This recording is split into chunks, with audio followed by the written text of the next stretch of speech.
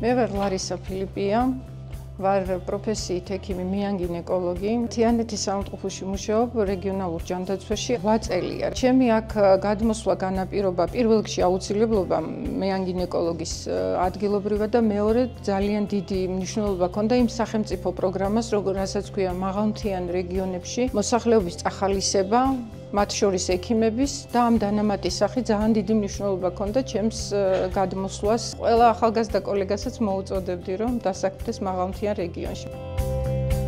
მე ვარ ლიდა ობგაიძე, 84 წლის პენსიონერი. ჩემ ცხოვრებას განვაგებ მე თვითონ რით იცით, აი ამ მაღალი პენსიით. თვის დანამატი 540 ლარი პენსია. ეს არა მარტო ჩემთვის არის მნიშვნელოვანი, არამედ დანარჩენი პენსიონერების, რომლებიც თბილისიდან ბრუნდებიან საცხოვრებლად თიანეთში.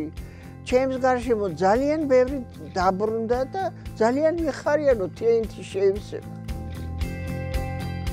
ვარ 35 წლის, ვარში შემოპირი, მაქვს ქრონიკული მიელოდური ლეიკემია. მივიღე სახელმწიფოსგან ყველანაირი დახმარება, მედიკამენტით, რომელსაც ვიღებ, უფასო მაქვს. ასევე შეშმოპირის სტატუსი მომენიჭა, რომელიც თის სტატუსთან ერთად უფრო უკეთესია და რა თქმა უნდა, თანათან უმჯობესდება ყოველწლიურად.